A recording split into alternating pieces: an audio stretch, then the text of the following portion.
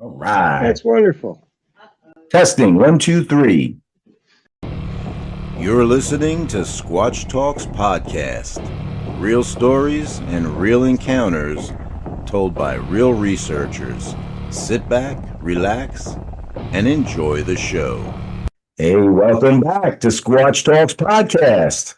How's everybody doing tonight? Better and better, I think. Well, here we are with two special guests. We got Tim and Eric Vogel joining us from Massachusetts, or should I say Squatchachusettes? Sure. How about you take a moment and introduce yourself to our listeners? Sure. I'm Tim, I'm Eric. and that's it. We're the Vogel brothers. And you've been doing this kind of research for quite some time, though, right? Since Yes, we have. We've been doing this. Well, we've been doing it since 2013 on a regular basis. Mhm. But it all started back in 1976. Cool. Well, that's awesome. So that's a long time, you know? And Yeah, it has.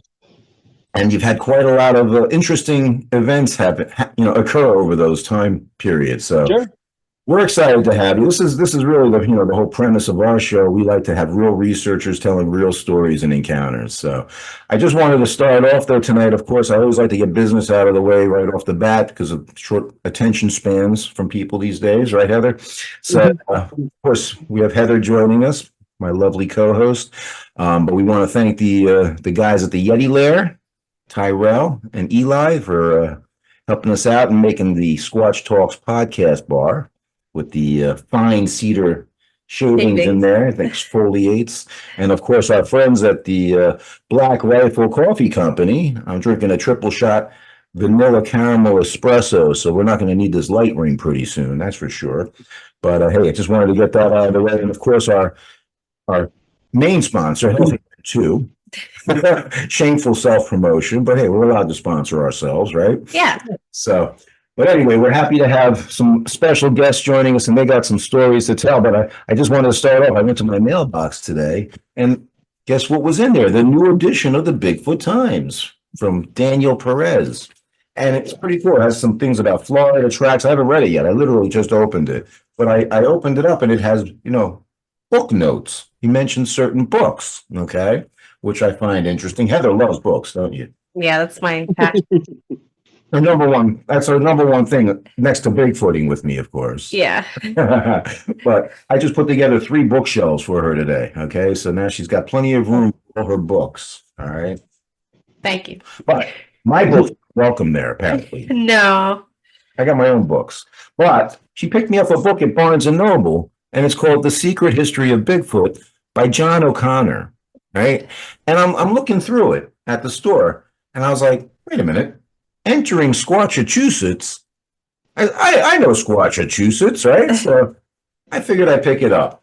And I always say I have a pretty good command of the English language, right? Math's not my thing, but English I'm usually pretty good at. Every freaking line in this book, I got to look up a word. Okay? And I mean, for the average Bigfooter, let's face it, we're not rocket scientists, most of us, okay? How the hell does he expect anybody to understand what he's writing? I'm going to plead the fifth on that one. I'm warning you. You need to marry. Plus, he gets a little bit. He talks to Robert Pyle, the guy who wrote "Where Bigfoot Walks," the Dark Divide, right? Yeah. That was an excellent book, but not real Bigfooty. You know what I mean? Then he talks to another, and he mentions all these different authors. Like in all these references, he's always putting together references of these different authors. So it's like, most of us aren't going to know most of these people. Okay. That's one thing. Then he gets into the chapter, and it's like 36 pages of Squatchachusetts. So you guys get a big nod in that region. And I know you're not mentioned by name, but people I know are mentioned in the chapter, okay? Like Scott, who I've been on expeditions with, and Frank Jr. and Francis. Sure. And I remember Frank telling me about the encounter or the visual that he had on this particular night that's talked about. I remember him telling me that. I think it was at the Pennsylvania expedition. that I did with Nathan. So, you know, just really cool to see that kind of stuff. And it's from 2020. Really interesting, yeah. It's a new book, you Yeah. know. Standing upright, right at us. He was coming straight for us. That's one of our inside jokes from Beast. But you know how it is. You guys have been out on a lot of expeditions, done a lot of BFO stuff, and I'm sure a lot of your own things as well, right? Yeah, oh yeah, Many. yep. I wanted you to first of all mention, I know you guys, by the time this airs, it will have happened, but you're doing an event. What is it, Friday or Saturday? At the Friday night, it's, Let's Talk Bigfoot. We're at the Beckett Country Store. And Okay. it's in Beckett, Massachusetts, a little country store. And it's just gonna be a whole bunch of fun, you know, it's, it's a little country store on Route 8, and there's a bunch of tables and a little sit-down food section, and we're gonna be back there with some casts, and we're gonna be talking Bigfoot. There's a lot of And- activity within 5 miles of that country store. Nice. A lot of activity. Yep. Wow. You know, in past years and not too far, about maybe I'd say the last time was maybe 2-3 years ago. No kidding. Wow. Wow. Are you going to do like a town hall thing where you have people, tell No, stories and all, or? Oh, yes. Oh, if they have a It's- story, that's exactly what we're looking for. So yes, that's gonna help our research. yes, but it's not gonna be, let's put it this way, it's a country store atmosphere, so Right. the locals that know about it are gonna come in and sit down, and we're hoping that enough of the word has gotten out locally, Mhm. that the locals that are interested in coming out will sit down and have, they'll listen to us and Cool. then share their stories. That's the whole purpose of Right, this thing. that's the whole. Not for us to go out and share our story. We're trying to pick up the locals, because I've got Right. people that have called me directly and said, hey, XYZ is happening. Well, okay, so We had go no out. sooner put out business cards in this store and we had 2 phone calls. Yeah. Wow. Yeah. 2 So phone calls. So. it's a matter of, they need to know how to get a hold of people. Not everybody knows about the BFRO. Not everybody knows about Bigfoot. Not everybody knows what they saw. They just know that it's something that might be Bigfoot. And how do I tell somebody? And are they actually going to listen? We're You know? the outlet, And hence, or we want to be the outlet. I'm the only health food store in America with a Bigfoot museum. There you go. I don't keep it a secret. You know what I mean? And when people, Right. they're like, wait a minute, what's with the Bigfoot? And you wouldn't believe how many people have told me stories. Oh, yeah. Oh, yeah. Well, Yeah. we turned around and we gave the guy, we have a big silhouette of a Bigfoot, Yeah, big cutout. big cutout, big 8-foot plywood piece. He's got it up on the building. He's already had people in there asking. Yeah. So it should be a lot of fun. It'll hopefully. turn into more of a town hall Yeah, with That's what we're his hoping. local marketing and stuff like that'll that. be a lot of fun. That'll be, Yeah, if we get 15, 20 people in there, that's awesome. that'll, yeah. Well, we have That and coffee, we're all set. and coffee and Bigfoot, In fact, I'm going to bring in the Sasquatch Coffee Company into my shop. I'm Is that talking to them about having it available here for sale. I Yeah. tried the Ape Canyon blend. It was really good. Yeah. But we have a few metal Bigfoot cutouts out where you come into my shop. So Yeah. I commissioned a guy to make me a big 8-foot cutout, but it was right before COVID, and then the wood prices went up, and he never did it. Yeah. So I got what do you call that? A stencil. I'm gonna make it myself. I'll just do it. Go to That's what class, I've been doing. That's how we did it. I right? got a half a That's- dozen of them through camp, for, Yeah. just people to talk about. It's a great talk piece, Yeah. you know? He is, yeah. In fact, where we had our expedition in Pennsylvania, there was a guy down the road on Coon Road, okay, and they had with the flag and the this, Yeah. you know what I mean? With the- Yeah. So we wanted to interview him, but then I think maybe Nathan or one of the other guys went down and like, nah, man, you don't want to talk to this guy, Yeah. kind of thing. He's Yeah, the one that's got all the stories though. yeah, absolutely. Absolutely. No, his house borders the apple orchards. I mean, come on. Oh, yeah. The I apple was- orchards down there were insane when I we was went. absolutely We amazed. have orchards around here, but nothing like we saw down in Pennsylvania. Dude, Yeah. that was crazy. We had a like a 3/4 acre apple orchard In my and backyard. that was like a postage stamp down there. That's You the, know, that's the capital down there, I'm telling Oh, you. yeah. And you know what, here's so funny. I couldn't believe it. brought I apples, didn't know they had that much fruit down there. brought a bag of apples with me from New Jersey, right? Organic apples. I'm like, they're not going to want my apples. What the hell am I bringing apples? Bring 'em pears next time. But Right. So something different. they did like the apple cider donuts I brung them from Johnson's Farm, though. Those were all gone. There wasn't a morsel left. Okay, but the trail camera that would have gotten them eating these apple cider donuts, not a single shot. Really. Clean it up, okay? And this is a good camera, not a Yep. single shot.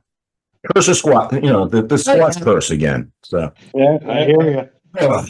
Hey, when we put out cameras, sometimes I've got 2 or 3 that we put out and they're facing each other at different heights, Mhm. you know, Top down. and it's still, you get nothing. Nothing. You get every other animal going through it, but it's crazy. Yeah, Maybe someday.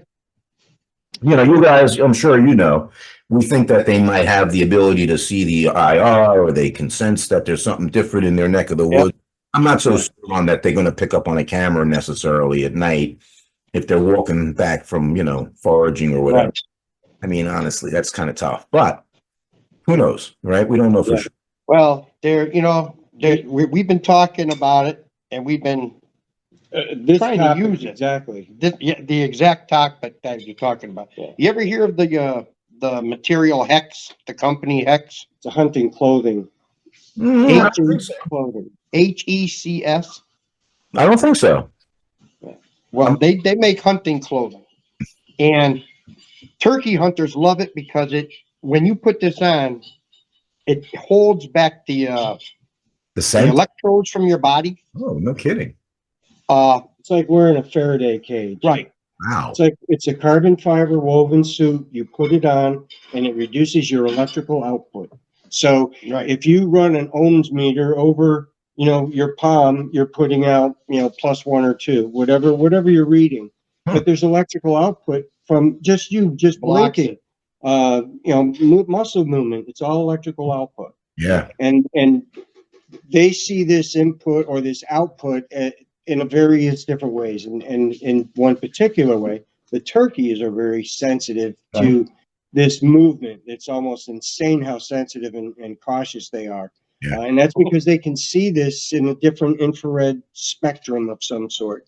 Hmm. And by wearing this Hex suit, it reduces your output so it's not noticed. And when they put this stuff on and they do the videos, they've got birds, bobcats, all kinds of critters they'll walk walking right over. up to them, sniffing the camera, sniffing the firearm, and then walking away. Crazy, huh? So if it's working like that and reducing that output, we thought we would take some of ours and wrap it around a camera And give it a see if shot. it'll work. See if it works. So we're reducing that output. Yeah. We put an email into Mike's, I think it's Slogard there from Hex, the owner. And, he's probably thinking I'm nuts because it's Bigfoot, but I'm thinking along those lines, all us Bigfooters say, oh, geez, you're not going to get a picture. They can see Right. the Bigfoot camera, the whole thing. Yeah. I'm like, well, hey, you know what? This might work. Let's try it. And if you get results and you give them credit to it, that could be a huge boon to their business. Sure. Awesome. Oh, absolutely. Not to mention they're going to hide their own cameras. There's millions of cameras out there. They may do it. They may do they- it for their own. Yeah. I'd be interested to hear your results for sure, because That's I don't rely. part of our research. Right. That's part of the research, along with our track traps and that we have. Yeah. And ours just aren't little track traps. They're an acre, 2 acres big. Some of Construction them. worthy. Wow. Yeah. Bulldozer worthy. And you still are It's using empty lots. It's empty lots that we have forested to make for ATV training, different trainings and stuff like that.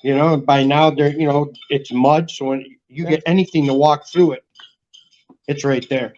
That's awesome. Yeah, well, I was just out day scouting last week, as a matter of fact, last Monday. I finally had a break in this rain. I went out solo to a spot that my team wants to get out to, a little northeast of a spot we've been researching, right? And it was pretty muddy to enter the trail. And I decided, you know what, I don't want to take the truck in. I'll just hike in. So I parked the truck, hiked a couple of miles. On my way out, I heard some movement, and I look, it's a turkey. I turn on my GoPro. I go up the little, mound to get it, off the trail to go see it. It's gone already. That quick. Oh, yeah. I mean, They're fast. they're fast. Yeah. And that's They don't part of that fly, they run. sensitivity is their awareness with their eyesight. Big time. Keen, very, very, very sharp. It's hard to outwit those things. Yeah. And they're tough. And they're finding that by using this, they're actually, not recognizing you. Or Wow. when you do have movement, it doesn't have that output. They get a lot closer, and you end up getting a lot more. Yeah. So it's So it does working. work for human body. So we don't know how it will work against a camera, but we're gonna try it and see what happens. Some people will take take their camera and they'll put tree bark in front of it and stuff like that. And I do. that's going to camouflage it visually, but Right. not electrically. Not The a- electronic discharge is going to go right through Right, it. it'll go through it, around it. Yep. And we've done with frequency, like Brian, my friend from New York, Brian Spooner, and Nathan and I, we've done some research where we actually employ using frequency and Yeah. try, and we've had some results in a sense of some responses, vocalizations and things like that. Yeah. Also some paranormal activity Yeah. too as a result. Yeah, it's weird how that two they may combine or Yeah. they may come together at some point. Brian's tent got teabagged, remember, from Yeah, but- on an SLS camera. It was pretty scary. There's something on there. 10. But no, I'm interested to hear Interesting. results you get, and it seems like you're in a great area. You're in Western Massachusetts, right? Yes, we are. That's an awesome spot bordering on New York near Albany, right? Yep. It's not that far away. Yeah, kind of in the foothills of the Berkshires. Beautiful. Yeah, well, couldn't ask for a better research area. It's Well, a beautiful spot. The area that we're sitting in right now is 1,300 acres. Yeah, that's our property. That's what we manage here. You know, And it abuts state forests and a whole bunch of other stuff. So it's just a big greenway. Western Mass is dotted little towns, and it's mostly a greenway. Yeah. And and that's where we are. if you go south from my house, you won't hit the first thing you'll hit is a fire road at the Cobble Mountain Reservoir, and that's about a mile from here, Okay. going south. Yeah. After there, you're going south, it's miles before you get to the next road and have to go across the lake. Yeah. You're talking miles. So, Oh, it's you don't want to get lost and go south. So yeah. there's tons of woods, and it's just a random farm. It's random farm. It might be a 500-acre farm. It might be a 200-acre farm, but it's hay, it's corn, it's squash, it's this, it's that. It's all kinds It of is different the stuff. perfect greenway for a Bigfoot to be in. Yeah. There's plenty of room for it to hide, plenty of space for it to eat, drink, the whole 9 yards. Yeah, Absolutely. the watersheds are It has The watershed are full. as of yet undiscovered primate would need to sustain itself. You know what I mean? Absolutely. I would imagine, yeah. So Right now, yeah, plenty. I was going to say we've gotten a little bit about each other now, and kind of got a nice momentum going. Why don't you tell me? Like you said, this goes back as far as 1996. I'm assuming that means something occurred around that time. 1970. 76. Oh, Yeah, see, we were kids. I keep See it- that? She's got a good memory. I didn't take Yeah. my. So it was in 1976, and that was it. It was we I were think just November. We went and saw a movie. It was called Sasquatch, the legend of Bigfoot or Sasquatch, whatever it was. It was in 76, and we got to go and see that, and we hiked all the way over there, which is I don't know, that probably was 7 or 8 miles maybe one way. This was in the winter. Yeah, in the winter, snowing and everything, to go see this movie. Yeah. That's how interesting it was. And we had no idea what a Bigfoot was. Yeah, we didn't probably have just that came then. on, saw it in the newspaper or something like that, and that was it. So we get over there, we see the movie, it was cool. And we hike back through the storm and we come back and that's it. Nothing happens. And then in December, I think it was December 30th, it was just before January, all of a sudden there's these tracks, these large foot tracks that are coming literally through our backyard, right through our backyard, coming from the river, the railroad tracks, and they're going back down through our yard, through our creek, down back to the river. It crosses a canal on the ice into, over the Westfield River, over the Westfield Dam there. And then it crosses the ice and into into Robinson State Park. And that's where they end up losing this thing. Back then, the river used to freeze so you could walk across it. Yeah. We were kids. We weren't allowed to go. Yeah, we weren't past allowed to the go dam, across it, but so we didn't. It was kind of. But they turned whatever it was, Yeah. came up through, and it went. I mean, it was walking in snow that was about 18 inches deep to begin with. Yeah. Yeah, these I think the You know, tracks were 27 inches. Yeah, and the tracks were like 27 inches Something long. like that. But we didn't have it. We didn't know anything about a Bigfoot back then. That was the West Coast thing. That wasn't here. How long after you saw the movie did you have these tracks? Did you? That was a month. It was. Yeah, We about saw a it in month. November, October, November, and this thing happened literally in December, going into January. It was a New Year's kind of a thing. Yeah. So this thing happened, and all of a sudden, the next day we've got newspaper, the channel, the news is there, cops are there. There's all these people there. Investigators. Well, they weren't there yet. It took a couple of days for all this to happen. So It's crazy. for over a week, we've got people in our yard investigating these tracks and whatnot. And eventually we have these investigators come down. So it's folks like us that come down, and his name was Lee Frank. I know that now because I've been able to go back and read the report. It's online and it's in there. So he came down and they did their research. They were in our backyard, and they followed us, following the Bigfoot tracks until we got to the dam, and then they crossed the river and we didn't. So we went back. But this thing actually probably went a few miles. So it was a legit walk in the snow. Okay. And he crossed, the Westfield River, a couple of dams, a couple of hills. He really did his pretty due neat. diligence, I'll tell you. And we had no idea. So all we know is, we got these tracks in our backyard, and it's like the coolest thing that's happening. And you're 13, 14 years old. So it's like, whoa. And there's this creature that's no one had ever heard before. It's like Bigfoot, right? What is this? But That it's was in your crazy. backyard and all the pictures. So it was a real big and fun to do at that time. It turned out. I was going to say, It's that just really resonates with me, though. I got to tell you, because that was the movie that started it for me.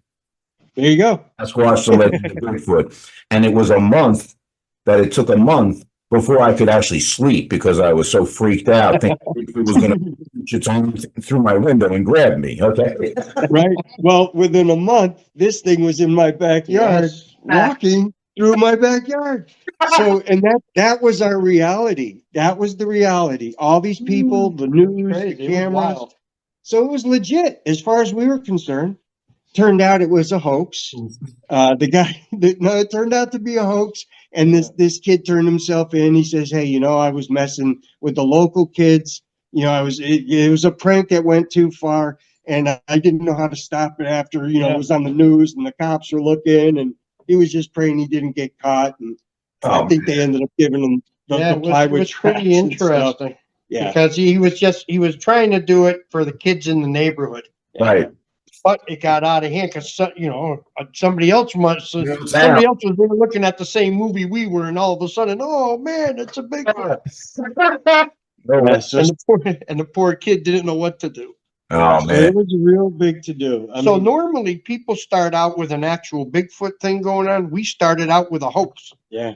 Yeah. that never left us, and now we're out Yeah. there all the time. Mhm. So it was totally reversed. Yeah, I mean, at 14, I don't even know what a hoax was. Really? We Who didn't the hell know that. cares? Bigfoot was in my backyard, dude. Dude. That's all that mattered. Shit. That was But, it did turn out to be a hoax. The guy came in and he squared it away just a later. young kid. But it was a good you know, so you took that memory and you parked it in the backyard or in the back space, and then, you know, 2013 rolls around, and we go to New York, and, you know, we had been guiding, and that was our next experience was in 2013. You know, at this point, we've got a business called Tacoma Mountain Outdoors. We've been guiding for 10 or 15 years at this point. And guiding, you know, we were wilderness guides. It was an adventure education company. Wilderness guides, guided all over New England. I did, you know, 30-day trips down into Ecuador, rafting, mountaineering, climbing, mountaineering guide, Splunking, all that stuff. So you know, we did an adventurous, that was our business. And this area that he's talking about, we've been guiding in there for 10 years. 10 years. Yeah, it was the St. Regis Wilderness Canoe area. If you're interested in heading out there, or your viewers are interested, it's a canoeing only area. There's only, you know, it's non-powered, so it's non-motorized, and it's paddle and portage. And we, you know, we went out to this one spot, and we had been, you know, paddling all summer with Boy Scout troops and clients all summer. And it was time to go on vacation, and we ended up going back to the Adirondacks Paddle. to go and paddle. And we wanted to go into this one particular area because it was a small lake, and it had one campsite. And in New York, you have designated campsites where you can set up a camp. Right. And Yeah, and they're marked. there is no satellite camping It's rough. It's rough. because the rangers will throw you out of there. Yeah. There's ways to do it in New York. I did it with Brian and Heather and I last Memorial Day. We had a satellite camp that there's certain specific requirements, but it depends on which county you're in. So Yeah. the county, That's a whole nother thing. you know, Yeah. thing that, Yeah. and of course, our friend Patty, dear friends Patty and her husband Eric, she's a park, you know, police officer. And so We'll just throw her name out there. no, there is ways to do Oh, it. good. So, you know, Oh, yeah. appreciate Well, there is. it. There's Yeah, not, and they, you know, they got a tough job. they do. There's a way to do it, and it's called the leave no trace principles. And you go 200 yards or so many feet away from it and off trails and whatnot.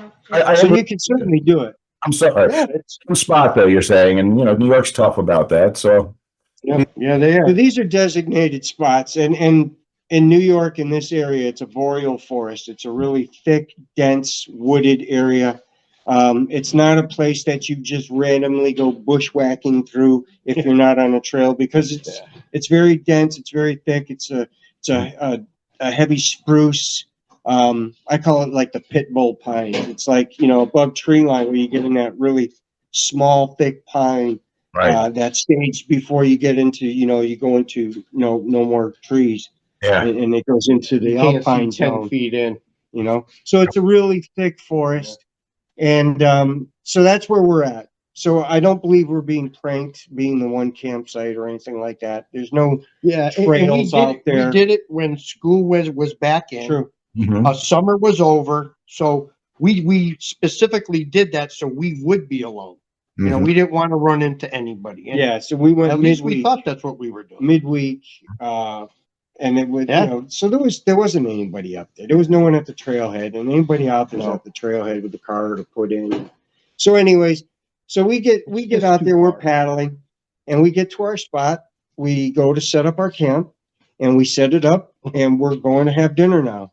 We put all of our stuff away. We're all squared away, and we're going down, and we're fishing. We're Fishing for paddling dinner. and we're going along, and it's like a fishing story at this Oh. time, right? It was Literally. It was probably the Every very cast. best fly fishing day I've ever had. Yeah. I mean, I was catching them 3, 4, 5 pound bass like they were nothing. He's paddling and I'm fishing. I was having a great time. I bet. That's how it started. Fishing. You're just fishing and doing your thing. You're not fishing, right? No, we weren't even into Squatch at this point. We didn't even know. Yeah. I mean, we did, you know, we had the experience in Right. as a We kid. didn't go out and do squash. We weren't out squatching We at were- this point. Right. You're just out doing your thing. Yeah, That's it. we were having a doing good time, and that was it. And so we're fishing and we're catching fish, and we come to this, I guess it was an island, and then a stream that goes up. So a little confluence where it comes into the lake from a stream. And we're going up along the stream now. And at this point, we literally have forgotten about dinner because we're catching 3 to 5 pound smallies, and they're just breaking water and, bouncing all over the place, So it's a fishing trip at that point. And we get into this stream, and it's a braided stream. It kind of goes in all different directions with no real direction. It's like just channels everywhere. And eventually we got to figure it out. It was all beaver trails, and it ended up coming out at a beaver dam. And this beaver dam, sitting in a canoe, is about head level, sitting in the canoe. I'm looking at the top of the beaver dam, and it goes, and it's a bow-shaped type of it looks like a bow. It's a bow shape, and it goes back towards the woods. The water's now tapering back and going to the woods, and the stream is probably 4 or 5 feet wide, maybe 6 feet wide, coming in to this beaver pond, or what's created a little pond because of the beaver dam. And it wasn't very big. I mean, it was about the size of a 20-foot room, maybe. It wasn't a big beaver dam where this was. And it went out bigger, but the dam itself. So Gotcha. It's up there. We're fishing into it. And the first fish we caught out of there, I'm pulling it back. I'm bringing it back. And all of a sudden, these 2 trees start shaking almost simultaneously, like they were in a snow globe. Just, and then moments later, this roaring starts, and the roaring and screaming, and right. I don't how else to explain it, but to this roaring, day, you can't Right, explain the sound. you can't make it out. incredible. It was a very loud roar. Lion roaring. Yes, it was. It's not like I heard the Sierra sounds or any of that. Nothing like that. This was get the hell out of here kind of roar. And That's what it was. And we weren't into Bigfooting at the time. No, no. This was just out of nowhere. It was so loud. So now we've got these 2 trees shaking. Now this hasn't stopped. This whole thing went on for 15 minutes, maybe. Oh, wow. No phone. We were fishing for dinner. We didn't even own a cell phone. We might have had like a camera or something, but it wasn't on the fishing trip. So anyways, these trees are shaking. Now there's a screaming going on. Yeah. Yelling, screaming. And that's the only trees that are moving in the whole forest. Just crazy. Like stuff is falling off, hitting in the water and whatnot. And you could actually feel the vibrations from the roaring and yelling, screaming. You could feel it like I tell people, it's like you're at a Ted Nugent concert. You're just right in your chest. Boom, and you can feel it, the reverb. And so this kept going, and it got more aggressive the longer it went, right? Yeah. The longer we stayed there, the louder it got. Yeah, it got more aggressive to where we backed the heck out. And that was the funny part, because he wanted to leave and I wanted to go and check it out. Even though there's a beaver dam, I wasn't gonna go much further than the beaver dam. But it was a cartoon. The thing would have ripped in half. You're in a canoe 16 feet apart. I'm in the front. He's in the back. And I said, well, if you want to go in, we're going to spin this baby around. No. So I was like, what? No way. It was a very, very surreal experience because we didn't know what was making the noise. And it never stopped. And we didn't try to even analyze it because they didn't know how to analyze it. There was no draws. There was no banks, pulls, or reserves, nothing. I'd never heard this before. It pushed us. Nothing thrown at you, right? I mean, there wasn't any rocks thrown or any branches broken and thrown at you. Yes, there was. I don't think it was. I don't think it was directly intended to hit us or come in. Oh. Actually, nothing really came past. Just to get us the hell out of the way. That's how they didn't want us to. It pushed us. We were like 60, 70 yards out, and that yell was still bouncing off of your chest. Yeah, we got a way out. It was. So we went all the way across. So we're sitting there, we're listening to this, we're watching it, and he's still fishing too. All this is going on, and we're backing out, we're listening, and finally, I guess it just stopped. Yeah, as fast as it started, it just stopped. Yeah, and it just stopped, and we're sitting in the middle of the lake. Wow. And it's eerily quiet now. There's nothing happening. It's just the splashing up against the side of the Yeah. the canoe, Mhm. and that was it. That was it, literally. That's when you say to yourself, man, I wish there was somebody else out here camping. Anything. But we were the only ones there. Holy Yeah. crap. Did you wind up camping that night? You stayed at the campsite? Oh yeah, oh yeah. We started to paddle backward. We started to paddle back towards the campsite, and we got almost halfway there, and I just said, "Hey, you know what?" And he goes, "Yeah, we're on the same side camping as all of this thing just took place about 150 yards away." Yeah, maybe 200. Just down the Yeah. shoreline from That where was this crazy. just happened. That was a long night. Odd. Yeah, it was. Oh my Yeah. God. I don't know if I have balls to stay after that. Well, there was no running around. You were not. You weren't getting in a car. We were paddling and portaging. So Right. it was canoeing and then carrying our stuff through the woods to get to the next state, to the next lake, to the next lake. There was no going home. Nope. There was nothing. Yeah, you dealt with it. All right. Simple as that. yeah, you kept one eye open, We tried to figure out what it was on the way back in the canoe, and we almost kind of came up with a mountain lion fighting a couple of bears, or a couple of mountain lions fighting a bear, because we just didn't know how to. Right. There was no vocalization. We just to pick couldn't from, figure out how the two trees were shaking. or the noise, the volume, the trees. But we went back. We went back. We did. We went back the following year. Wow. And we measured. 2 trees that were shaking. We went back and we measured those trees. They were about 8 inches in diameter and about 7 to 8 feet apart. Yep. More near 8, but yeah. And they were shaking like you said, a snowball. So these trees are this this big around. I Oh, mean, yeah. you go out with 10 of your best friends and shake that tree, and it ain't going to shake like this was. And there was branches and stuff and sticks coming out of that tree. That's why when you ask that question, I can't say it was throwing things, Sure. because Or there it was just things being coming tossed out, from the tree. Oh, sure. but it could have been. But He could have threw the tree at us. for The God's yell- sake. the yell it was is what nuts. really got you, because it was so loud for such a distance out in the lake. Yeah. And for 10 or 15 minutes, this went on. Yeah, it just It never stopped. It was Never crazy. stopped. Unbelievable for that long, for it to do that intimidation. That's really, I mean, it was letting you know, Well, welcome here. yeah. Well, we And as came a up with ranger- we came up with an idea on why that all happened. Yeah. Right. But before that, as a ranger, I don't get a lot of. I've had tons of bear encounters, Mhm. and I don't even count them anymore. And that's not bragging; it's just a fact. And you have them. I just had a 300-pound bear. You can ask my wife, a 300-pound plus on my back porch last night. Oh my God. Last night, when I walk out of here, Yeah. it's Bigfoot country. Ooh. It's 1,300 acres in the middle of nothing. You're a half mile from the main road. Right. Yeah.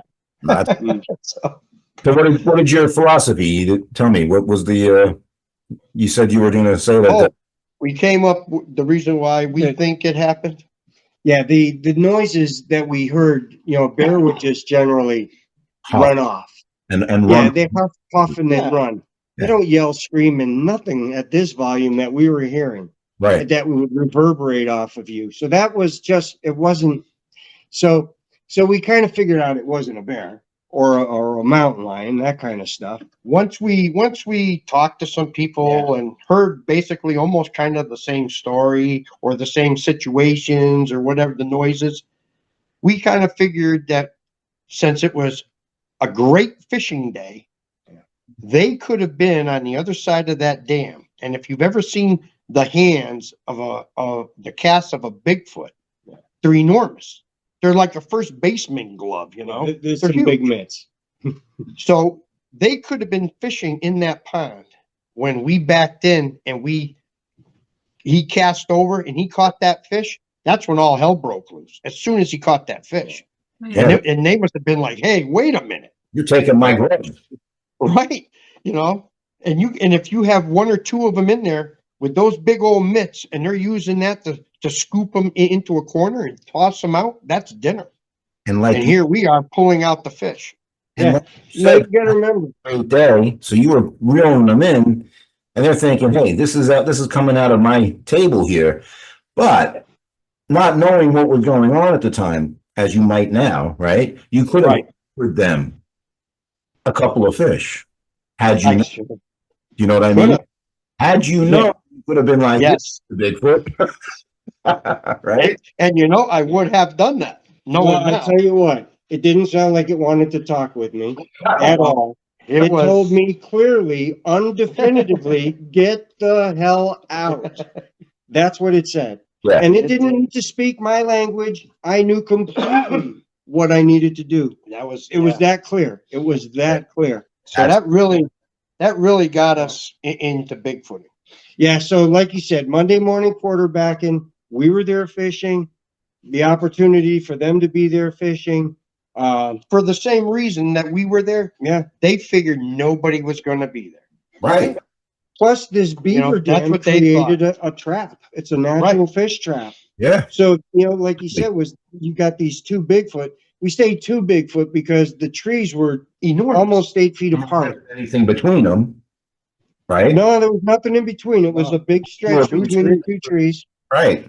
Yeah. So we assume it's Right. two Bigfoot. It That's could have been Yeah. one massive thing, but I don't know. I could tell you the And two I'll tell trees you. were shaking. I mean, hey, I'm open to all different ideas, but I don't think it was translucent between the two trees. You know what I mean? No.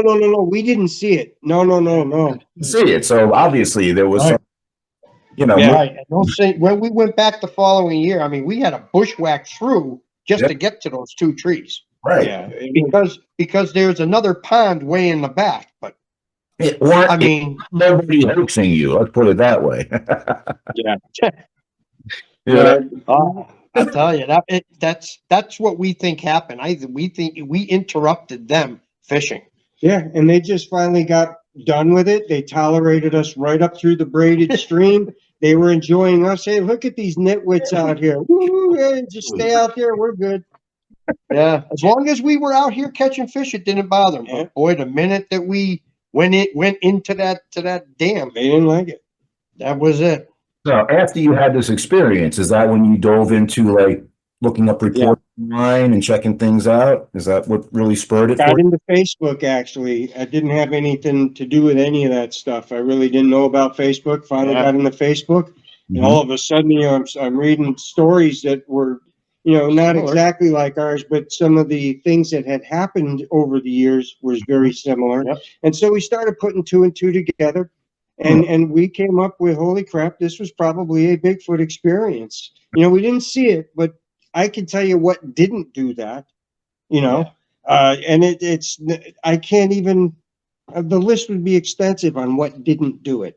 Yeah. What probably did it? we A Bigfoot we have or a spent couple. we have spent Yeah, so it's nuts. years, 30, 40 years in the woods.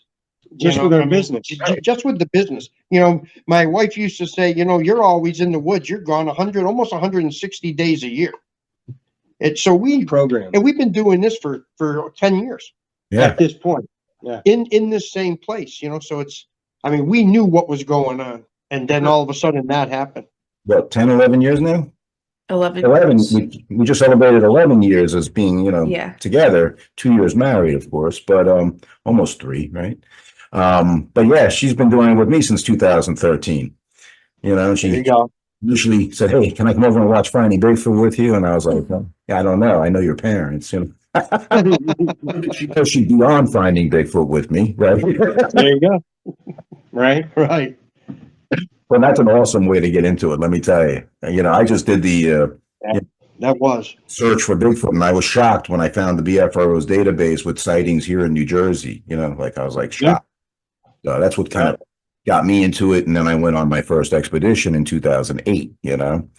But Scott Ward, actually, in the book that I was mentioning, it mentions his experience that he had canoeing on a lake and having rocks thrown in at him, right? And so he got out of his canoe to go check it out, and had this real, almost like a zapping type of thing where he felt nauseous and a few red, and he's like, "I'm out of here." Got his canoe and took off. So Yeah, But- no, the vocalizations that we were getting were clearly get in your canoe and Oh, get yeah. gone because Gone. they certainly weren't having it. They certainly weren't having I'm it. just glad that they stayed on that side of the dam and not our side. Yeah, I wish it showed got to see something, but we didn't, and that's I'm curious. Now I would like to see it. Yeah, Back then, I didn't want to even know what it was. I just wanted to get out of there. yeah. But you managed. You stayed. Obviously, you weren't going anywhere. We did. Curious. Did you clean up some fish and have a fish fry that night? And no, made a big campfire, hung out at the campfire, and that And was just- it. Didn't even really discuss what happened. Just kind of knew every noise in the woods was whatever it was coming for us, and that was scary enough. And And I if mean, you've ever been in the Adirondacks at 4 o'clock at night in the woods, you got your headlamp on. it's dark. It's It's a already dark dark. woods. oh So yeah, at 9 o'clock, it's pitch black. You can't even see your hand in front of your face. Yeah. You Oh, know? no, So I've been to the Berkshires. I've been in the forest at night with just a red LED on. Or Sure. so no, pitch black and you can't see your hand. yeah. So Because Frank and Fran were on our Southern New York State expedition, and I was with Frank in my first water night op in a little Oh, yeah. little boat with a little trolling motor, and we had a 2.5 minute thermal encounter with a squid on the bank, and it was doing this thing where it wasn't sure which way to go, and then we watched it going 45 degrees right up the hill silently. Okay, and then Frank's like, "I lost it," and then I think Frank was with us. 30 seconds later, you hear this branch snap, and Patty turns to look at me, and we both went, "Did you hear that?" Like,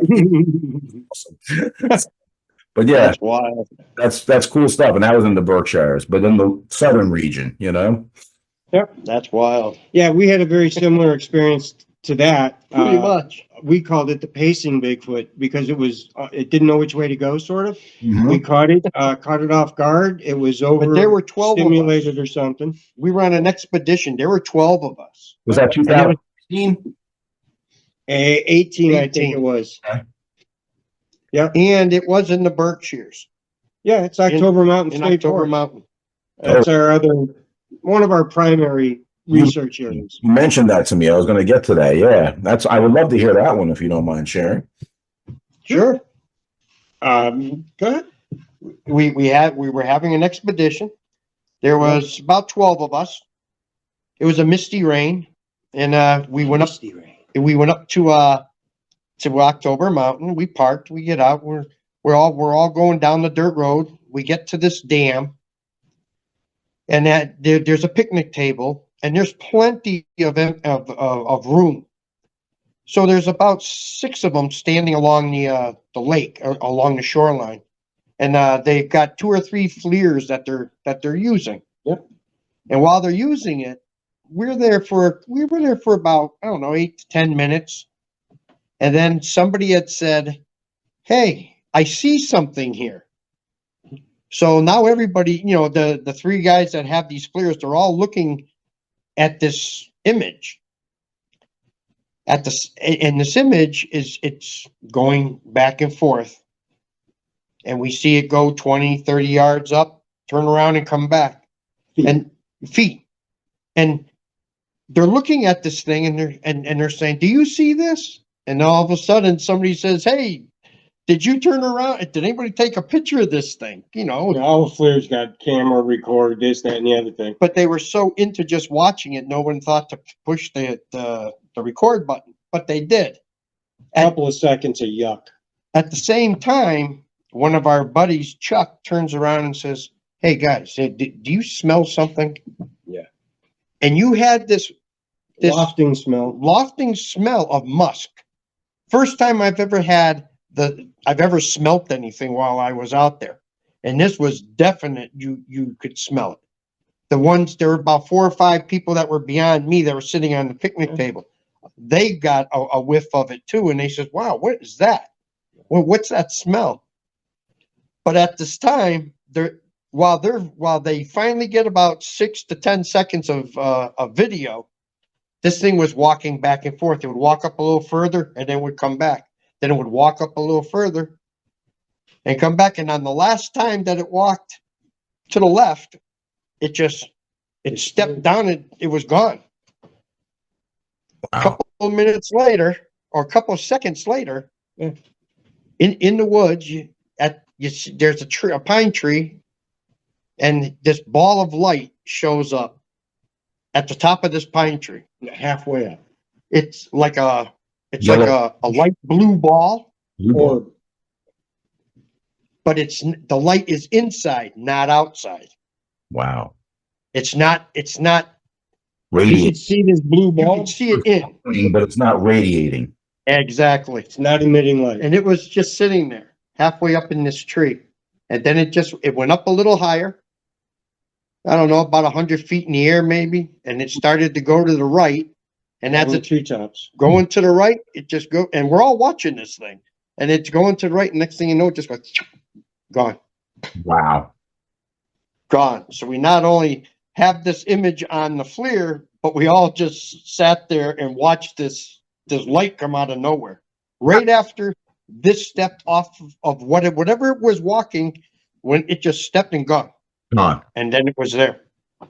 We went back the next day. We turned around and we went back and we saw about 6 tracks. Yeah, there's 6 tracks. But 5 of those tracks you couldn't cast. You wouldn't have got anything. This track here Wow. was on a slight incline. There's the heel. That's a big one. You can see the toes It is are a big- kind of, Yeah, you the can. toes kind of go on an angle where it's going up a hill and grabbing. It's It's gripping. really hard to see it No, it's real quick. Yeah, it's hard to do it in that little window. right there. No, I can See see the it. toes right there? I do. And it's the same kind of thing that I have There here. you go. Yeah, I mean, they're there, they're right there and they're Yeah. kind of tweaked this way. So it shows you it was digging in, It's how deep and, Yeah. legit heel. You know, heel. and that's where it stepped up. That was the last that was the last footprint, and then that ball of light showed up. And that's the only one out of about 5 or 6 that we could get. That's The amazing. rest were just too distorted. Yeah, so we had a dozen witnesses.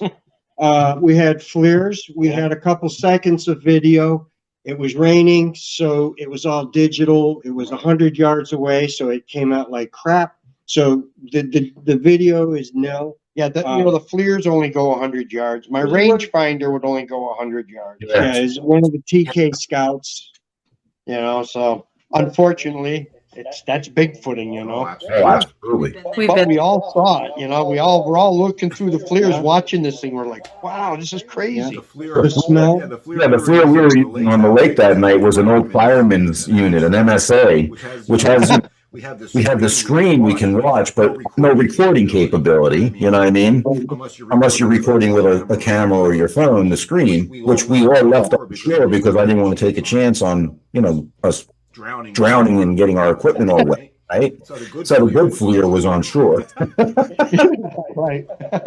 But hey, it was an exciting, first Absolutely. night op. I mean, I've always wanted to do this, and for the first time doing one, having that type of an experience was just like awesome. That's wild. That's awesome. That's what keeps you going back. Yeah. We'll go up to New York and do a live one. Yeah, man. Yeah, man. Well, I'm game. New York. I'm from New York originally. That's where I saw the movie, Sasquatch Legend of Bigfoot, with Awesome, man. in the movie theater in Smithtown. And I'm saying there's no Bigfoot on Long Island, but I was scared shitless, Yeah, right. So that And experience, the Adirondacks is 600 million acres or 6 million. 6 million acres. I know. I mean, it's crazy. We got 1 million in my backyard, you know what I mean? But it's all, It's unbelievable. that was an expedition you guys were on, right? In 2018. Yeah. Yes. Yes. Okay. 2018. Yep. 2018. So anyways, we had the FLIRs for that kind of a visual. We had a dozen or so people going through the flares, swapping off, looking at this while it was pacing back and forth. So that took some time. Right. And then everybody witnessed the ball, the And- orb, Right. and you And go the to the smell. top of the trees, the zooming off, and the smell. It was So crazy.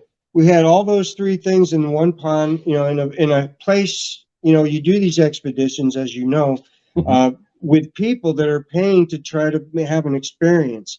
And we try our hardest to give them that effect. And we've been very successful in Western Mass. And We've had our own experiences there. Okay. That's that's why we go back. We had our own experience. We were paddling up there in that little pond. We were up there fishing. We were canoeing, and we had rocks, big rocks, thrown into the water behind the canoe. This is in October Mountain State Forest. This isn't on the canoe trip. This is October Mountain, where this happened. A That's why different we trip. go back. yeah. Because we've had things happen. We took a group out once with there were four of them. They were I think they were a race car team, Ah, and they wanted to go bigfooting. So Squatchachusettes took them out. uh-huh. We were out there, and I stayed on the side of the dam, and they went across. Tim and the rest went on to the other side. Yeah. I bet you they didn't get 100 yards around around the curve, and there was a howl. No kidding. Wow. And they said, they radioed, they said, "Did you do that?" I said, "That wasn't me." Mm. I said, "I'm just sitting over here next to the picnic table." Yeah. Couldn't have been 2 minutes later, there was a tree getting pushed over about 50, 60 yards from me. Wow. They all come back and we're like, you couldn't ask for anything better. That's But all. that's one of the reasons why we go back with our expeditions and things like that, because It's got track record. There's It- history there. things have happened. And Yeah. it goes back to the 1980s. And Wow. it goes way back before that, but the point is that it has activity, and All the time. why go someplace that you might get activity when you've had activity? So, and then we go out. Part of the research is figuring out where it might go, how it might get there, where it's going to go, what's it going to do, why is it going there? Right. So all that, is it bedding? Is it sleeping? Is it water? Is it food? Is it breeding? Is it Still out of food? source, right? Yeah. After a certain amount of time, it's going to exhaust the food source, so it's got to make Gotta it. move on. Move on. It- Exactly. Now, I forget, was it Eric or Tim who got escorted with their wife out of the woods? That was Tim. And that was me, yeah. It was you, That's Tim. with right? the twist. Yeah. Yeah. That was another, well, that was after an expedition had happened. Right. But that happened as well. Kim is deaf in one ear from meningitis, so she can't hear it. And it was on the side of the trail. I'm walking on this side, the trail's on this side. There's a cliff on one side, basically a very, very steep mountain. And there's a road cut into it, and then there's a steep downslope, which goes into Sanderson Brook Falls. And Sanderson Brook Falls was another, that was 16, 17. It was one of them, another expedition. And This was right after that expedition. right, but we had infrasound. We think we had infrasound that night. It was pretty uneventful, some owls and whatnot. But that night, you remember Kevin Romero? Dear friend, Kevin, very, very good guy. Right on. may he rest. Yes. May he rest. Good guy. I knew So- you, Kevin. Yeah. Yeah, great guy. He's so anyways, he's up there and he's probably 50 yards. Him and Vivian are right up there next to us, and they're recording what's going on. And it's kind of fun. We were kind of going back and forth. And so Eric, myself, his son Chris, I'll just use her first name, Jean, who you'll know, and Bob. Okay. And so anyways, these folks were on the road. All right. It's a dirt fire road. Dirt fire road. Like I say, cliff on one side, cliff on the other, road here. Yeah. There's Nowhere to go. There's no space. That's Exactly. it. Yeah, man. So Exactly. we're sitting there, I'm on my butt and I'm laying on my elbows, just chilling, sitting back, looking at the night sky, talking, we're all just waiting for something to happen with Bigfoot. And Kevin's got all of a sudden, and the recorder. yeah, Yeah. absolutely. He's up the road recording everything. Everything. All of a sudden, this rock starts falling down the hill, rolling down the hill. And that's what it sounds like. We're all sitting here hearing a rock coming down this hill. And it's not just a rock, it's a large rock because you can hear things happening and you can hear it coming. Yeah. I'm like, holy and I'm freaking out. I'm now actually trying to get up and stand up so I can get out of the way because this rock is coming down the mountain and I can't see it. It's dark. It's 1 o'clock in the morning or It's so. pitch black. I mean, you could not see your hand. I finally get up on my feet and we move to one side and it stops. Just stops. Just like that. Just stops. No more noise. No nothing. Just stops. Mhm. Like, okay. It actually happened to us with Kevin. We were sitting on a log and Tell him. we're all sitting there and Kevin has this directional microphone on so with his Yeah. stick. So he couldn't hear anything except the direction that he's aiming. And this thing, it sounded like a giant log or a boulder or something was coming Behind down us. the hill behind us. We all get up and we're like, what is that? Right, what's going on? We're listening. Lights go on, and then we turn around and Kevin's just sitting there like this. Kevin's like this, sitting there. No clue. Yeah. Stopped like it, And like you instantly said. stopped. Yeah, It didn't really Yeah. do anything. Right. Crazy. that is cool. Right. It didn't roll away or nothing. It just stopped. This stopped, like, as soon as it started, it stopped, you know, and this, you could hear it rolling down the hill enough to where it concerned me enough to get off my butt and get out of the way. Right. It was real. It was real in my mind. I heard this. Oh, yeah. Yeah, we all heard it. We all heard it happening. Yeah, we all heard it. And Kevin said it was on a recorder. So Yeah. I don't have the tapes from Vivian, but if he says it's there, it's there. Oh, yeah. Simple as that. I might have it. I have to check the SD cards, although I didn't get all of his audio Yeah. recordings. I got Well, it'll be a Blanford State Forest. When we talked to him, he said that he had it. He was recording Mhm. because when we were standing on that road after that happened, Yeah. it was, I don't know, maybe a minute after that. I had my back to the edge of that ravine. Sitting next to a And, guardrail. and there next to the was cliff. and there was a noise that it sounded like something was thrown that weighed about 50 tons and hit the side of the ravine wall. Wow. unbelievable. It was just bam. It would just slammed it. But you didn't hear anything. You didn't hear anything roll. You didn't hear anything slide. You didn't hear grass. You didn't hear dirt. You didn't hear nothing. No. We went back the next day. There wasn't even a mark. Yeah. There So wasn't a mark. that's what we thought. We had an experience with infrasound. He says he might have it on tape though. So we had the thing rolling down the hill. I think we lost you. No, I just moved it while she went to go grab this for me, Gotcha. but I happen to have. That's Kevin's. Wow. Very good. Nice. So this is a vape sock I bought. So I can put this on my stick, you know what I mean? Yeah. Now he and I. That's who taught me using the Charles Kimbrough audio. Okay, on our mic sticks. Mike sticks. Yeah. Yeah. I use my H1N for that one, and then I have an H2N that I put on top of the truck Yeah, to we- record other audio. We miss Kevin. Kevin was 2 hours down to go with us out in the Pine Barrens, like a soldier. You know what I mean? Like he would and show up. He didn't even need notice. He's Yeah. like, you guys are out in the woods. I'll meet you out there. And I'll meet you out there. Yeah. He was on every expedition that we had. Yeah. Numerous. Oh yeah. He never missed one. 34 expeditions under his belt. Yeah. Nah, I he, don't doubt it. Yeah. So Kevin was there. He's recorded this. He says he's got it on there. Potentially it's there. But literally we heard this slamming of a giant rock. It was Right crazy. behind him. We go back the next day, you know, there's Everybody nothing heard there. it. They're like, "What was that?" We walk up to the top, the mountain where we heard the rocks rolling down, and we didn't find any rock. We didn't find any disruption from a rock rolling or any of that. We didn't find a rock. It wasn't there.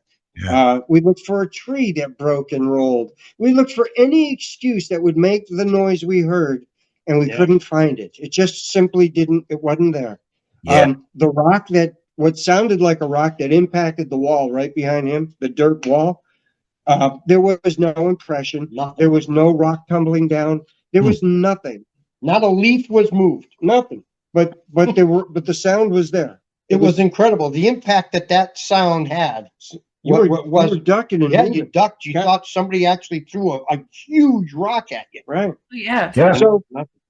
So we go out and we're looking, didn't see nothing. I go back the next week, or maybe a couple days later with my wife, and let's go for a walk. We'll go up to the falls, and we go up and we're checking it out, and we get right to the spot where we had the incident. I'm telling her what happened that night, and nothing's really happening. We start walking up a little bit further, and then all of a sudden, to my right, on the uphill side of the mountain, it was kind of the side my wife was on. It started like shaking branches and tree snapping and sound like sticks breaking. Sound like a little, I don't know, just a whole bunch of noise in the side of the woods. Yeah, it's on an angle. This hill's on an angle. It's not one that you're just going to be there for the sake of being there. It's more like a cliff. Yeah. It's not something you're going to walk on. Not normal. Aided or guided. Some of it's vertical, some of it's Yeah. It was very, very, very difficult at best. And this thing handrailed us all the way, meaning it followed us like a handrail. Like parallel. Paralleled us, and it was up on the top of not the top, midway up or so, maybe 100 yards or so. We couldn't see it. All mountain laurel, green stripe maple, all this low shrubs and stuff like that. And it's full. It's all green, so you can't see very far up, but you can hear the ruckus it's making, walking and sliding down the edge, because it's steep. And this thing is, you could see the where it had come down and moved rocks and stuff like that, but there was no track, because it was on a rocky slope. It got to a point where we got to a singing bridge. It was like a wire mesh type of a bridge. And at that point, it crossed the river. My wife and I crossed it, and the noises stopped, and we kept going. Wow. I went back the next day with Eric and hiked back all the way up to see if we could get, elicit a response or something, anything. And we didn't get anything, but while we were up there, we found the tree break, or the tree twist. And that was a full, complete on twist. Yeah. And, if you heard me talk in the past, I'm not a big structure guy and tree guy and things like that. I just don't know enough about it yet. And some of the stuff that people put out there, I don't buy into it. Some of it I do, but it really has to be moving, and it has to be exemplary or stand out. And this stood out. This had a multiple twist in it, whereas a complete full twist and then some. And then the tree was pulled right out of the ground, the root ball and everything. Wow. Twisted and pulled right out. And this was a sapling, 2.5, 3 inches, good size around. And you just ain't gonna go pulling that tree out. Wow. But this thing was pulling and breaking and snapping, and this just happened to be one of the twisted ones. So I would imagine it was just aggravated, kind of getting out of here, yelling. Now my wife didn't hear it. She heard nothing. I'm just like patting her on the backside. Let's go. I'm hearing it. I'm like, no, this thing is telling us to leave. So off we go. But we do have the twist. Yeah, it's out there somewhere. And it was in the middle of the woods. I mean, there's nothing else I know that's going to twist it. Yep. I had a similar experience, but not with all the intimidation behavior. I was solo hiking in the Pine Barrens early on, back in 2008, and I came across 2 3-inch tree, two small trees that were twisted out. They were about 1.5 feet, 2 feet twists off the ground, and the trees were laying off the trail. So something twisted them off. Oh yeah. And there was equipment nearby. You know what I mean? Exactly. What can do that? Not too many guys. Yeah, right. Exactly. We've been in the woods where we've had moose go in, and they're in a rut, and they start tearing it up, and they're, you'll find saplings 15, 20 feet up in a tree. So how'd that get there? Well, we actually watched the moose do it. Okay. So we got to see it. You know, they get in there and they start rutting, getting velvet off and whatnot, coming into rut, and they get a little dumb and stupid and territorial, and they just start trashing stuff. Yeah. And next thing you know, there's trees and breaks and things like that. But you can generally tell when an animal has been in there. Sure. You're going to get the hoof tracks. You're going to get digs. You're going to get push-offs. You're going to get there's a lot of stuff. There's a lot of action going on if you're looking. And you're gonna see the scraping that they do with their antlers and you know what I mean? Mhm. Generally what's Yeah. indicated. Yeah, you could definitely tell the difference between that and that where that twist was. There was nothing. Right. Yeah. It was just that twist. Yeah, to have it go and wrap like that is, Yeah. you know, you could take it and break it, twist, you know, half twist, maybe get it to go one way, but not a full, complete twist and a half. You know, it wasn't like there was anything digging around it or anything. Plus, we had the infrasound. We didn't know it was infrasound Right. even. We didn't even think of that. We just knew we heard something and couldn't find what caused it. That's all we knew. But it happened. That's You know. that's really awesome. cool. That is a cool I story. want to come up there. Yeah, man. I want to. We've had some wild things happen. And we think we're this lucky because we patterned. We've noticed a pattern of activity from summer till fall, going into winter, where it's more prevalent to see or have a Bigfoot experience or a sighting within, you know, let's say June to December, and then that's our window. And Wow. we kind of attribute it to the harvest season. You know, that's a late winter harvest. June, like springtime, and then more in the fall time though. Yep. Yeah. Here it's really hot in the summer, so activity does die down a little bit in July and August. Yep. And picks back up in like September, October, you know. This Unless one you here get was in lucky. September. That was in September, the October Mountain one. Mhm. That was a September cast. Yeah. The one Eric had with his experience, where his visual, that was in June. June. That Okay. was in June. That's a 17.5-inch track. You know, so It's huge. you might get activity during those hot months. It won't be as much as Could you be get from transitional. spring and fall. Oh yeah, we get activity. Guys, But yeah. it does die down. They still have some activity. Really It does. cool here. But- And they're following the food is what they're doing. yeah. Yep. And the growing too. Like that's what we've been, you know, trying to kind of come to terms with. Like if you follow the growing pattern, right? Like the warmer, like down here, it's going to start growing earlier and it moves Sure. north. You can follow spring all Right. the way up. Exactly. You know what I mean? So there's The Appalachian Trail hikers follow spring all the way up. yeah. And they're going to do the same thing. They're just going to follow the bark and buds. They're popping out. All your wild berries and stuff will start. And it's funny you mentioned the AT because on one of our Southern New York expeditions, we had a similar experience. We had 3 teams set up around, you know, this area where there's been a number of road crossings and other sightings. And my team had gone the furthest to the northern tip of the lake, you know what I mean, on this rock outcrop. I had another team a little further south of the lake, and then the group that was near the parking area where they first came in, they didn't have to hike too far, you know what I mean? And they had an orb experience where this orange yellow orb also was seen just hovering and then went up into the trees and like, you know, gone. You know what I mean? And then the other team had a rock thrown at them as they were leaving. And my team and I, we were the last ones to leave. And I did some samurai chatter because I knew a couple of guys. Bobby, okay, from Massachusetts, wanted to hear samurai chatter. So as they were leaving to go meet up with another team, I did some samurai chatter to get them to put their radio on as they were leaving. And a minute later, we were getting howls from across the lake that was like a mournful female type sound. It was awesome. Oh, wow. We got like 12,000 recorded howls. Just Yeah. that, you know what I mean? With the 5-second They break. sound so sad. They did. They sounded They really do. Yeah. But I mean, these are just things that you just don't expect, but you're just so grateful when it happens. Especially if you're the organizer and it's Saturday night. Yeah. You know what I mean? Yeah, and you just scored, right? Everybody just got what they paid for. Yeah, man. Yeah. And- Absolutely.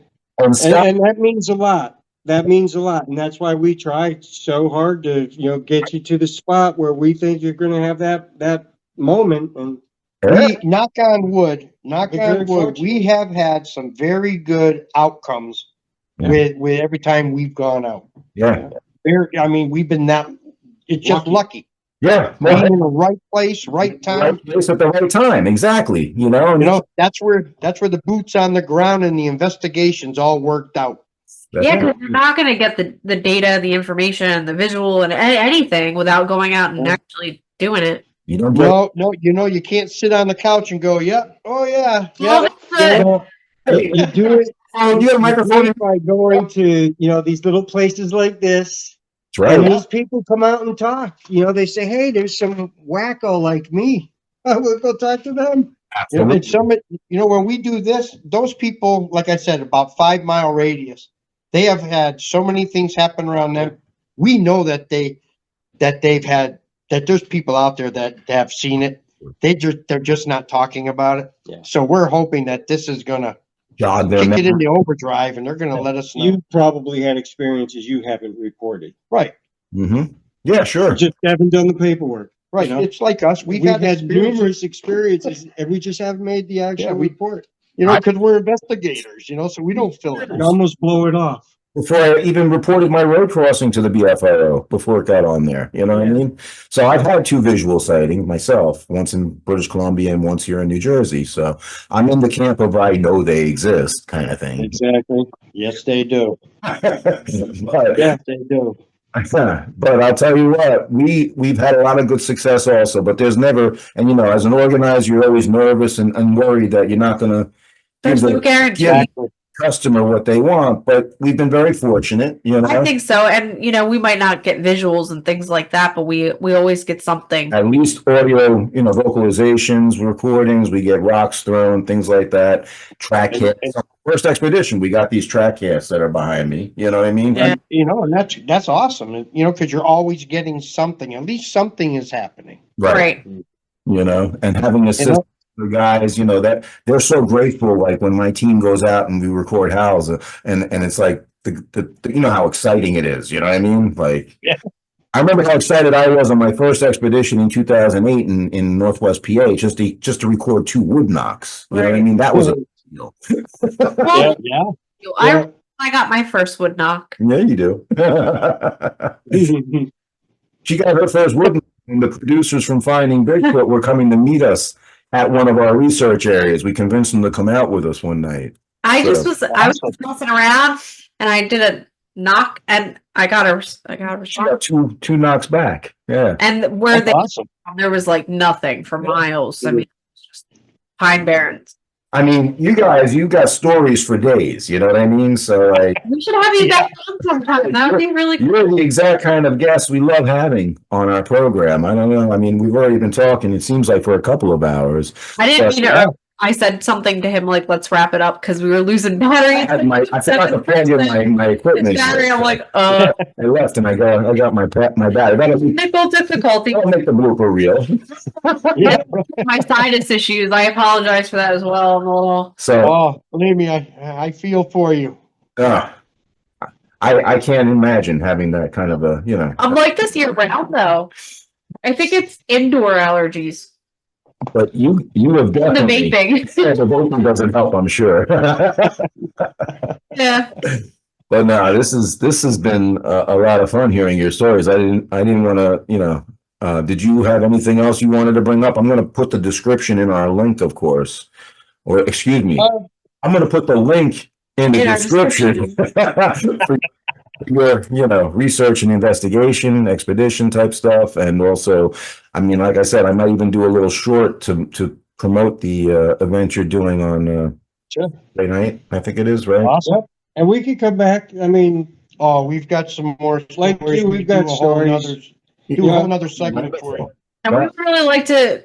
We plan to come up there. We've been talking about getting up that way at some point. I mean, I hope make that happen at some point. And you two are absolutely welcome to come down and check us out here in the Pine Barrens. I haven't done any northern New Jersey expeditions lately.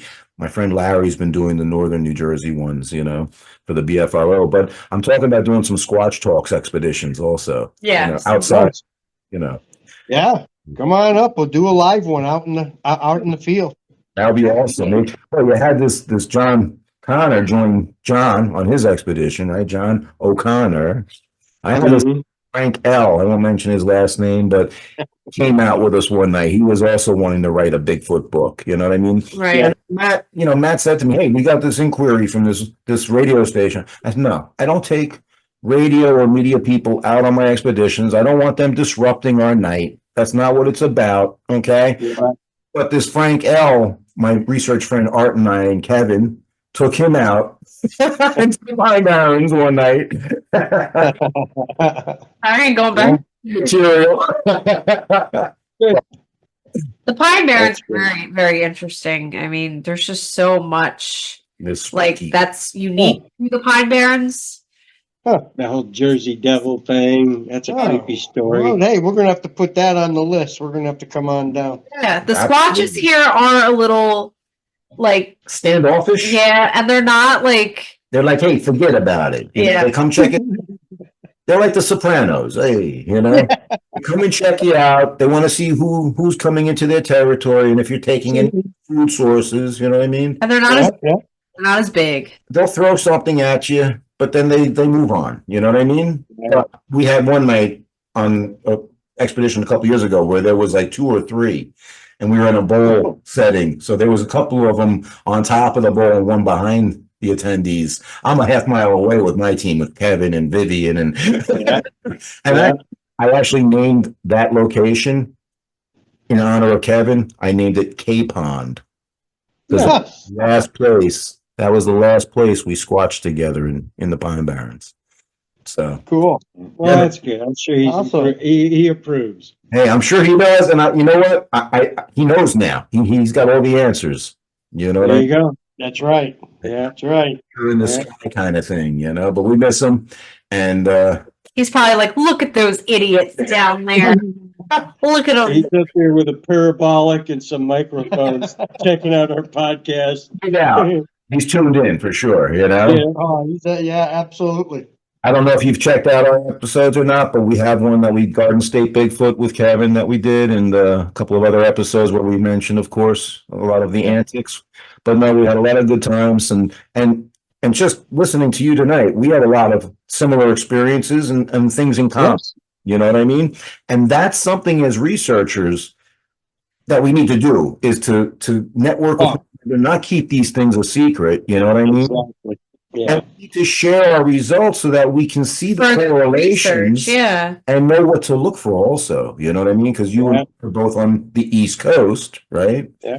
Yep. We just were talking with, it was Roger Miller and I think Bill Rigby, a couple podcasters down south. And again, sharing information, like us talking about that hex clothing material potentially hiding the electrical output. It may not make sense to some people. Some people say, well, they're totally whacked anyway. They think of Bigfoot. And then there's people that say, you know what, that dude might be on something. And hey, I'm hoping I am. Yeah, man. If I get that, if it gives me the picture, I'll take it. You got to try, and you got to pass on all of your experiences. You got to share them. That way, there you can find patterns and similarities and things like that. Sorry, here people are so secretive. They're like, mine. They don't want information. Yeah, and the other thing is kind of closed-mindedness, and I'm one of them when it comes to structures and tree stuff. Doesn't mean I totally block it out. Just means it's really got to catch my attention. Right. But other than that, we take everything we hear at a grain of salt. We don't go running off and say everything is a Bigfoot. We do this for a living, being working outdoors, and you weed out every possibility before you even go down the realm of a Bigfoot. Right. And that's what we do. And then once we get a report and it's worthy, we go out there, we start to make the investigations. That's why we know Alton Beckett, there's a number of good reports. We've had stuff happen trying to bring them out 5 miles from that store. Yeah. So we know that there's things going on, you know. Fishing, right? We're out there fishing. I'm doing that whole fishing thing, waiting for Bigfoot to shake the tree. Yeah, again. this time he was actually fishing and I was paddling. Yeah. That's awesome. I Yeah. hope you guys have a great time on Friday. Yeah, I hope man. you guys get a good turnout. I really hope it goes smoothly. We just did a convention a couple of weeks ago, the first annual Bucks County paranormal thing. Yep. So I was the Bigfoot guy. I wrapped it up. Cool. Nick Pope was there. Bill Burns was there from Ancient Aliens. My friend Eric Mintel from Eric Mintel Investigates. So we had like 400 attendees. It was wonderful. It was a good day. So Yeah. Awesome. to have the people come up to your booth, and ask you questions and tell some of their stories, right? So I hope you're going to find a lot of people who are forthcoming and willing to talk to you. But if not, you at least you're going to be able to share some of this with them. And now they'll know where to go if they have an encounter. You know what I mean? That's the whole thing. A lot of people, they might contact us after the fact. After the show, they'll say, hey, I got a story I want to tell you. I didn't want to tell you there. Exactly. Because they're embarrassed. So that's okay. We're doing a library show or something like that. You got a couple hours and you could do more than that, but they got you in the parking lot again after the show for a couple hours and they're picking your brain. You haven't even put your stuff in your car yet, but it's just, so there's a lot of interest. It's another medium to get out there.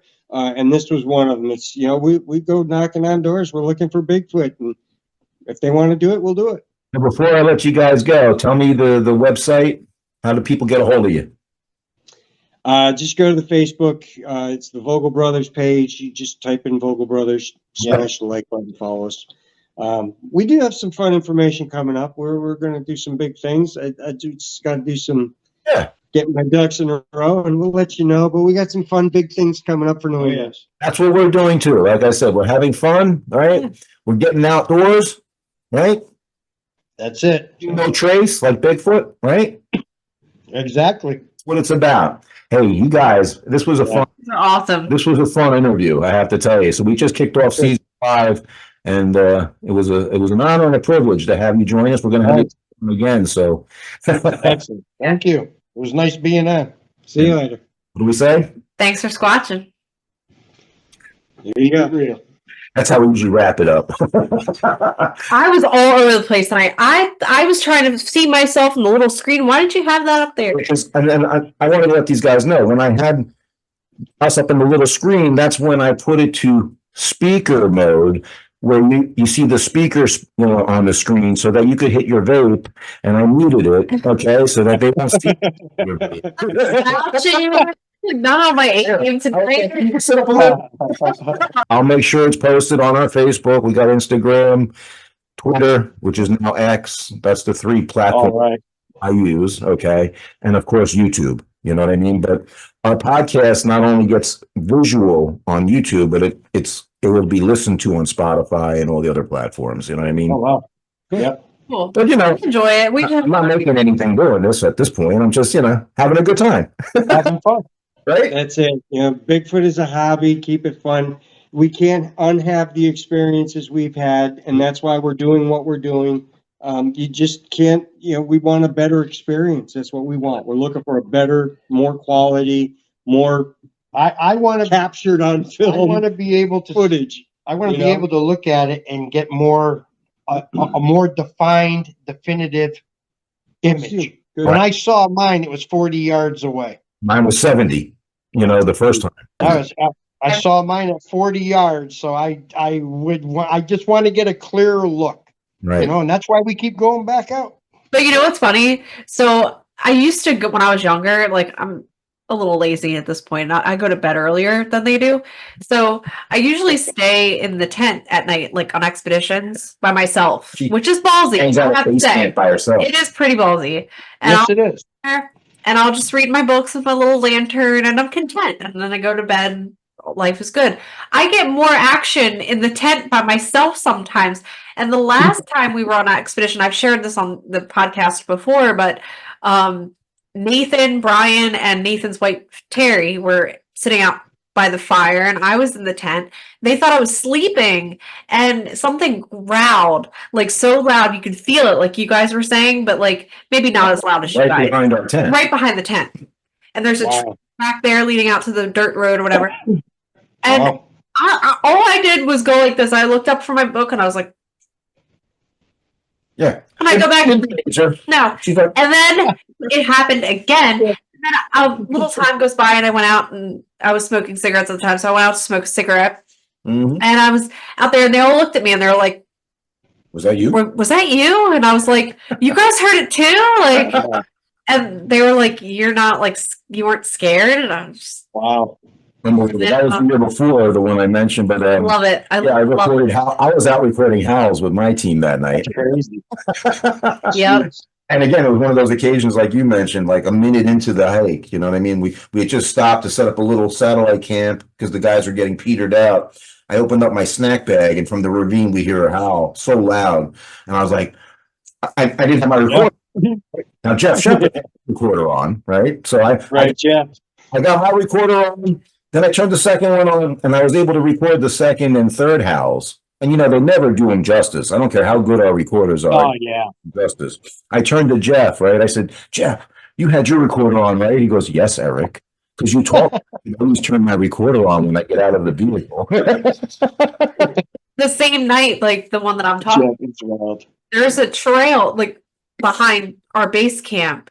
And the girl back there was a group of people went back there and she got really dizzy. And that's been known to happen in this particular area. Yeah. People get zapped or whatever. It drains your energy, something. So they were all, Amen. yeah. So they were all looking like, do you want to go with us to walk down the street? And I was like, I just had my experience right there in the tent. I'm good. Action for tonight. Yeah. But I love it. I mean, it gets my adrenaline up.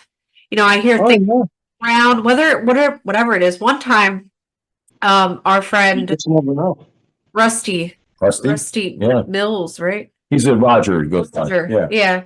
He had a teardrop camper. Okay, and it was small, but I used to sit in there and play my video games. He had Wi-Fi and the door didn't lock. Okay. And there was a bear walking around the teardrop camper, and I'm like, this was an hour. And then finally I had to pee, so I was praying that the thing was gone and I was fine. I had to tell the tale, but and he has all these cameras in his His teardrop. you know, surveillance. And you can watch But it. it's pitch black, there's no lights, you couldn't see anything. Everyone and I are. Red. Yeah. And I'm like, a lot of good this is doing me if there was a Bigfoot out here. Boy, you're talking more now than you did during the whole show. I'm shy. Yeah, right. I'm a little shy. Edit this in now. I just kind of nod, smile. Part two, she'll do fine. She'll be fine. Yeah. Well, It's when you're great. meeting new people sometimes, you know. I'm shy and introverted, but Guys, it's great. This was a great interview, and I hope you guys will check it out. And you know, Absolutely. we'll Thanks for definitely coming on. promote your event hopefully beforehand. But Saturday around 8:00 is when I usually premiere them. Okay. You're good. Awesome. Thank you very much. Have a good night. Had a great time. Thanks for All right, guys. See ya. But I got you. You put it on the blooper reel. Yeah. and that's what I do usually. Testing. 1, 2, 3. Check 1. Check 1. Check 1, 2, 3. But hey, we're getting good blooper material up over here. So is that light enough, you think? Yeah. Looks good? I love that. Yeah? And you don't have a ring in your eyes, right? Nope. For some reason, we got this wicked snowstorm or ice storm that's messing with it. That's New England for you. Okay. All right. How about now? Can you hear me okay? Can you hear me now? Can you hear him? Yeah. I can just smile and nod a lot. All right. Okay. Oh, there we go. There you go, all set. Here we go. Ah, that was good. All right. Hey, guys. Okay, how much fun was that? That was a lot of fun. Hey, never a dull moment in squatching, right? There you go. Yeah. That Wow. was good. This is great. No, I'm happy to have an opportunity to chat with you guys. This is my wife Heather, Hi. also Hello, Heather. How are you? host. Hi. We're keeping the doors open, you know. That's it. Now, we went down to Pennsylvania and did a expedition with Yeah. Nathan. Yeah. Nice. That's good. We all end up on the blooper reel eventually. We've all been there. I'm sure. Thanks for checking out this episode of Squatch Talks Podcast. Don't forget to subscribe, follow, and give us a like, and stay tuned for more exciting stories on Squatch Talks.